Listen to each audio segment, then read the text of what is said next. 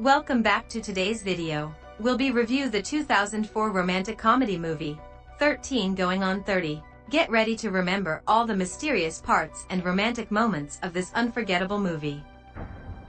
The movie begins with Jenna, a dorky girl, getting her school picture taken. When the photos are developed, Jenna feels sad about how they turned out. Her best friend, Matt, surprises her by taking a picture together to mark her 13th birthday. Just then, the popular girls known as the Six Chicks approach Jenna and ask about her pictures. Tom, the leader of the Six Chicks, expresses her desire to attend Jenna's birthday party with Jenna's crush Chris. But unfortunately, they can't make it because of a group project. Jenna gets the hint and agrees to write their report for them. On their way home, Matt is in disbelief that Jenna invited the Six Chicks to her party, as he believes they're not her real friends. However, Jenna insists that she wants to be cool. Preparing for her party, Jenna applies makeup. Her parents are excited, but Jenna isn't happy with her appearance. Her mom reassures her that she's beautiful in her own way, even if she doesn't look like the models in Poise magazine.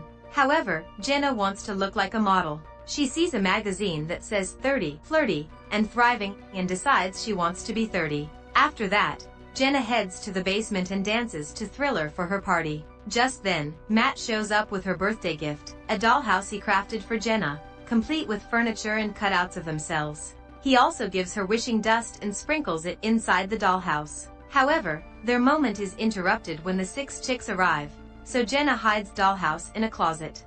As they enter, the girls pile their coats on Jenna, but she still smiles when Chris and his friends arrive. In the party, everyone awkwardly watches Matt dance to his own music. Tom stops the music because no one knows the song. Matt says he'll go get his Casio. Jenna tries to be cool and dismisses him with a snarky remark, making everyone laugh. Then, Tom has Jenna play 7 Minutes in Heaven, blindfolding her and telling her Chris wants to play. Inside the closet, Tom asks where their project is. Jenna tells her, and Tom takes the project and leaves with everyone. When Matt returns, Tom informs him that Jenna is waiting for him in the closet. Matt leans in, but his moment is disrupted when Jenna mentions Chris' name. When Matt clarifies that he isn't Chris, Jenna realizes that everyone has left. She accuses Matt of doing something to make them go away, then pushes him out and locks herself in the closet. Jenna shouts that she hates herself and everyone before expressing her wish to be 30. She repeatedly chants that she wants to be 30, flirty, and thriving. The wishing dust from the dollhouse sprinkles on her. The next day, Jenna wakes up in an unfamiliar room and is shocked to see her adult self in the mirror. She can't find her parents and comes across bills addressed to her, revealing that she lives in the apartment. When she attempts to call her parents, she receives a voicemail message stating that they're in the Caribbean. Jenna hears someone in the bathroom and grabs an umbrella for self-defense. The man, Alex, calls for Jenna and emerges with only a towel, which startles her. Jenna tosses the umbrella at him and then runs outside. Down the street, she encounters Lucy, who urges her to get in the car because they'll be late. Panicked by the strange events, Jenna hesitates but eventually gets in. While in the car, Jenna tries to explain to Lucy that she's supposed to be 13, but Lucy thinks she's just hungover. Upon leaving the car, Lucy reminds Jenna that they have a meeting, and Jenna is a big-time editor for Poise magazine. At work, they head to a meeting with their boss, Richard.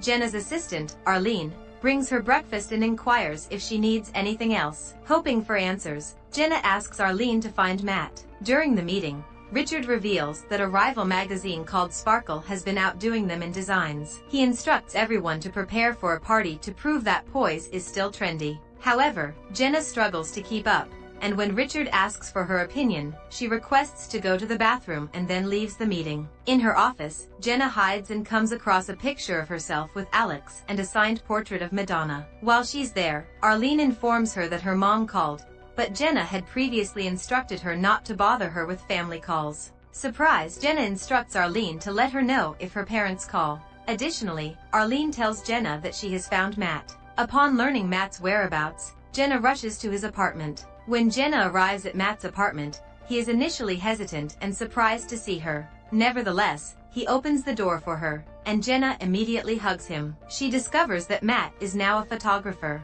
Jenna starts explaining her situation, how she woke up in her adult body, and asks for his help to remember her life. However, Matt refuses, mentioning that he hasn't seen her since high school, which shocks Jenna. Seeing Jenna's shock and confusion, Matt decides to accompany her home. On the way, Matt explains that they've gone their separate ways, and Jenna inquires if they see each other on holidays. Matt speculates that her crowd probably goes to St. Bart's during that time. Before parting, Jenna asks about St. Bart's, and Matt joins her in her apartment to show her their yearbook photos. There, she discovers that she became the leader of the 6 chicks and is still friends with Tom Tom, who turns out to be Lucy. Jenna receives a call, learning that a limousine will pick her up later for the party. Seeing Jenna excited, Matt bids farewell. She tries to invite him to the party, but Matt declines. Nevertheless, Jenna leaves the invitation open. Later, Jenna does her makeup happily.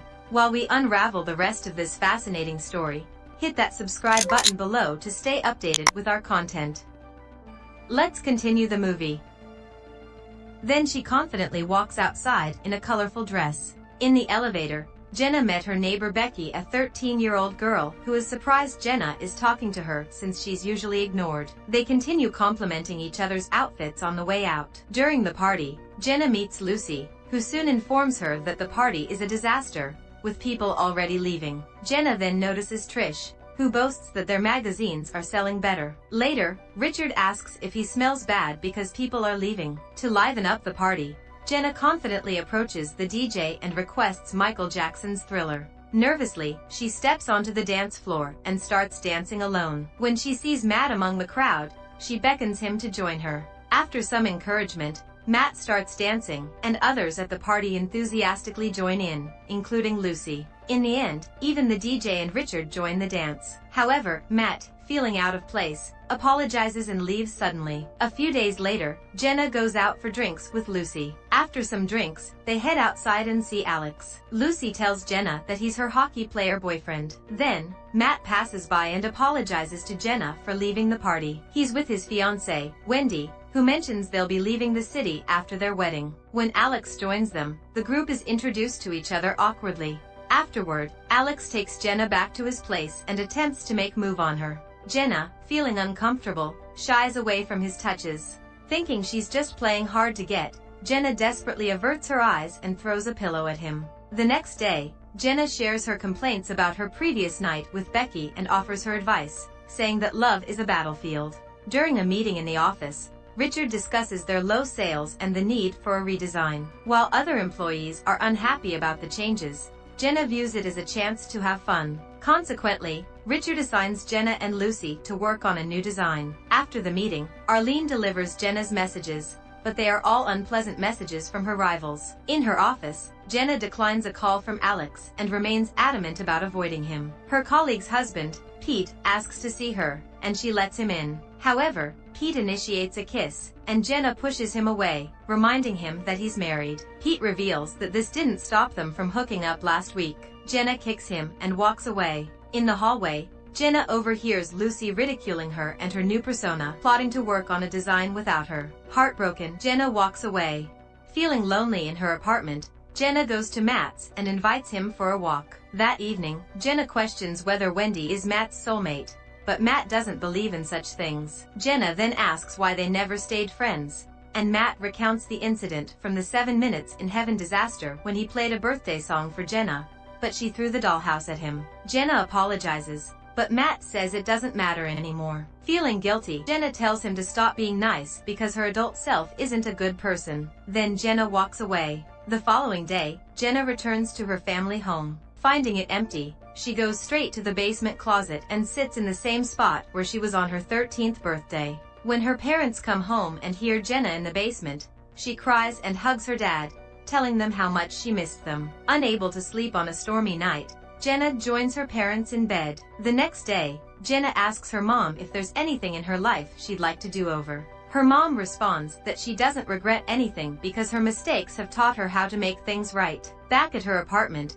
Jenna goes through their yearbook once more and realizes that Matt took most of the photos. With an idea in mind, Jenna spends a whole day in the office planning her redesign. On her way out, she runs into Lucy, who claims she tried to contact Jenna, even though Jenna didn't receive any messages. Lucy mentions wanting to discuss their plans for the redesign, but then reveals that she's working on her own project. Jenna says she's doing the same. At the park the following day, Jenna surprises Matt with a job offer to be Poise's photographer for a week. When Matt mentions that his style is different from Poise's, Jenna explains that's the point. They gather models in school-themed outfits and have a fun time photographing for the magazine, culminating in a dance later that evening. Throughout the week, Matt leads the photo shoot with a Class of 2004 theme. Afterward, they review the photos and are pleased with the results. While working late at night, Matt starts having second thoughts about getting close to Jenna. However, Jenna suddenly craves razzles, so they go out to get the candy. Hanging out like when they were younger, Matt gets nostalgic and tells Jenna that he enjoyed working with her. Jenna, in turn, tells Matt that he's the sweetest guy she's ever known. This boosts Matt's confidence, and he challenges her to a swing competition, with the bet that the loser owes the other a drink and dinner to celebrate their redesign being chosen. As they jump off the swings, they end up rolling next to each other, and Matt leans in to kiss Jenna. Later, Jenna shares the details with Becky and her friends during a sleepover. However, she admits that her situation with Matt is complicated. The girls acknowledge that at least she has someone to dream about since boys their age aren't showing interest in them. To boost their confidence and spirits, Jenna initiates a dance party with her friends. The following day, someone surprises Matt by covering his eyes from behind. He's surprised to see Wendy, unaware she was coming home. While having lunch, Wendy suggests they address their location issue, but Matt isn't paying attention. On the other hand, Richard confronts Jenna, confused about why they're presenting separate redesigns. As he panics over the situation, Jenna and Arlene head out to prepare their presentation. During Lucy's presentation, she describes her idea as something that will exude chicness. When she asks for Richard's opinion, he abruptly shuts the laptop, and Lucy leaves in a fit of frustration. Next, Jenna presents her redesign, a concept that emphasizes authenticity in the magazine. Instead of using models, she suggests featuring real women who are happy to be themselves, urging everyone to remember what used to be good. The audience applauds her presentation, and Richard opts for a hug, selecting Jenna's idea to present to corporate. Jenna excitedly exits the building just as Matt arrives. Meanwhile, Lucy snoops around Jenna's office and discovers mail from Sparkle. She decides to give the rival magazine a call. When Matt reaches Jenna's office, he unexpectedly encounters Lucy,